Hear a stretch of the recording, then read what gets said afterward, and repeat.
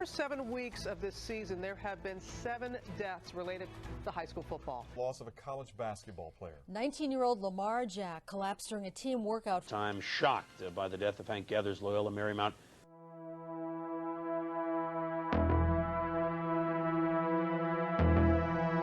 Nightmare Files.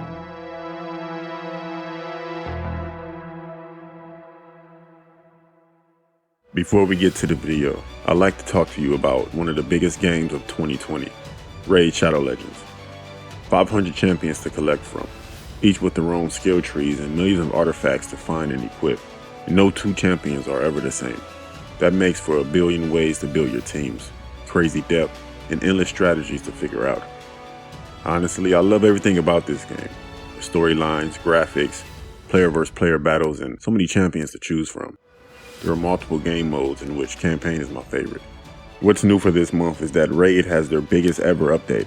The main event here is the Doom Tower. It's a giant tower with 120 floors and a bunch of secret challenge rooms. Also 12 seriously crazy bosses to take on.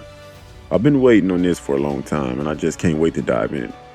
On top of that, they're also releasing 14 new champions just in time for the holidays, along with a whole host of holiday events and tournaments.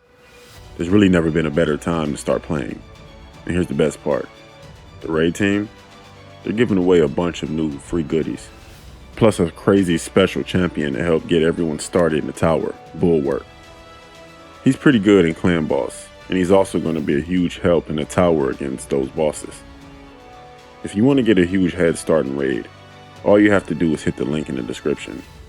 And if you are a new player, you'll get free Void Champion Bulwark, 50 gems, an XP booster, some energy refills, and even an ancient shard as soon as you get in the game. This treasure will be waiting for you here.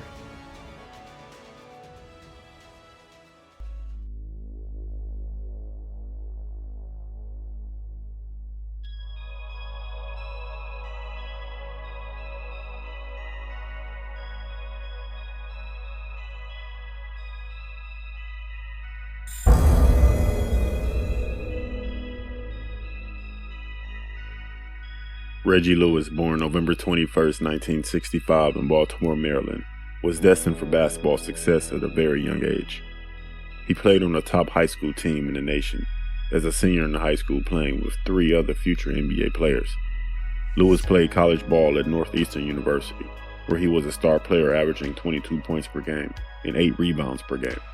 That high school success then translated to the collegiate level, where Lewis showcased his talents for 4 years at Northeastern University. Lewis' dominance at Northeastern included 3 seasons of at least 23 points per game.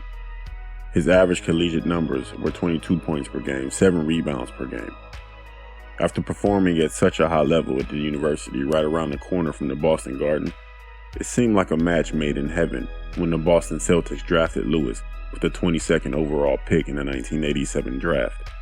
Lewis had a quiet rookie season, but he blossomed during the 1988 and 89 season. The Celtics witnessed a breakout season from Lewis as he averaged 18.5 points per game. His scoring output spiked to full 14 points per game from his rookie season, and it continued at that level for the next 5 seasons. Lewis scored a career-high 20.8 points per game during both his 5th and 6th season with the Celtics. His only All-Star appearance came during the 1991-92 season, which was his second to last season with the Boston Celtics. But while the promising forward's presence in Boston was growing, tragedy was on the horizon. Lewis collapsed on the floor during a playoff series game with the Charlotte Hornets in 1993 after just 13 minutes of action in which he scored 15 points. After he finally got up, he looked confused and dazed as he headed to the Celtics bench.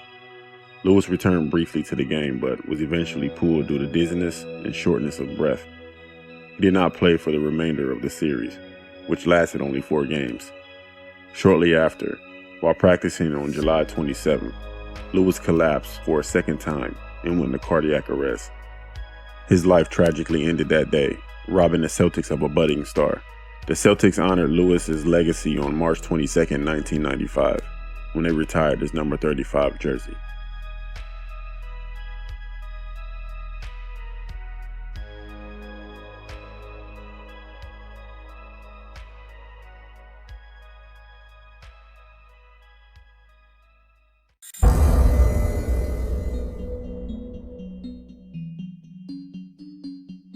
Tyler Skaggs, born July 13, 1991 in Woodland Hills, California, showed greatness at a young age in regards to baseball.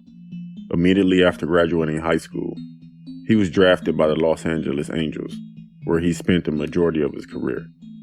His best year came in 2018. Following the year, he pretty much had the same season. By late June, and soon after pitching against Oakland, Skaggs and the rest of his team headed for Dallas for a 4-game series against Texas Rangers.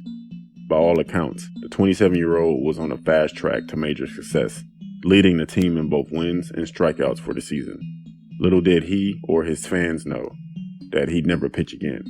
Just hours before the Angels were set to face the Rangers, Skaggs was found unresponsive in his South Lake, Texas hotel room on July 1, 2019. He was pronounced dead at the scene.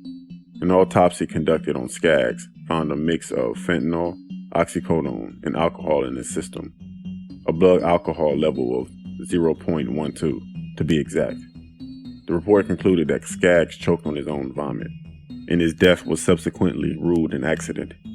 It is believed that when he snorted oxycodone, he was likely unaware it contained fentanyl, the drug that contributed to the death of Prince in an overdose. He was several days short of his 28th birthday, and the Angels wore the number 45 patch for the rest of the 2019 season in his memory.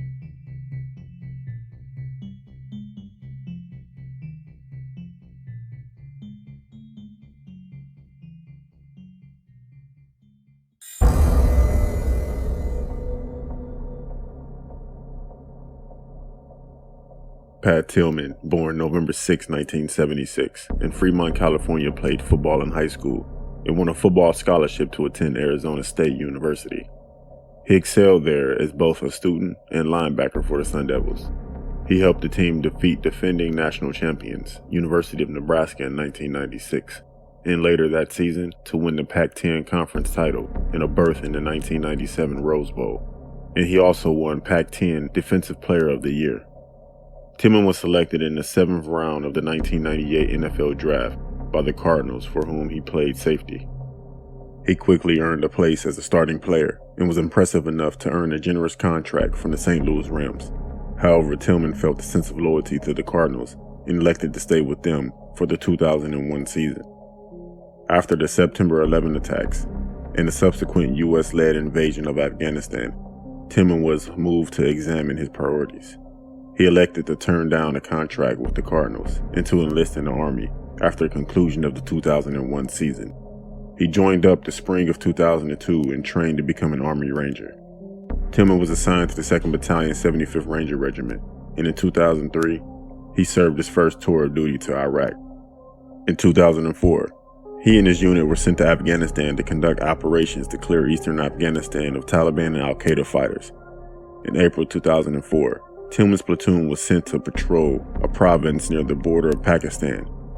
Following a breakdown of one of the patrol vehicles, the platoon was separated into 2 groups, one that stayed with the vehicle and one that went to the nearby village.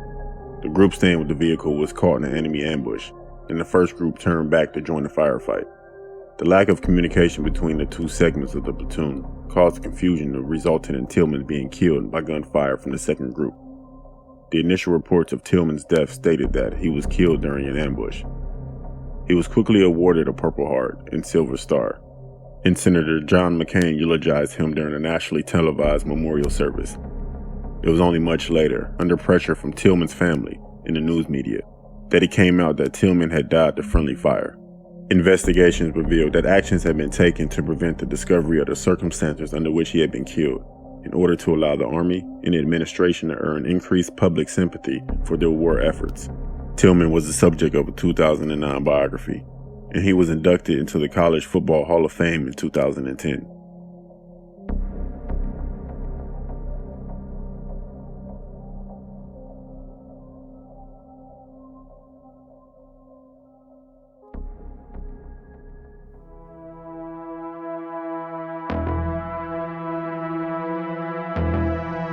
Nightmare Files.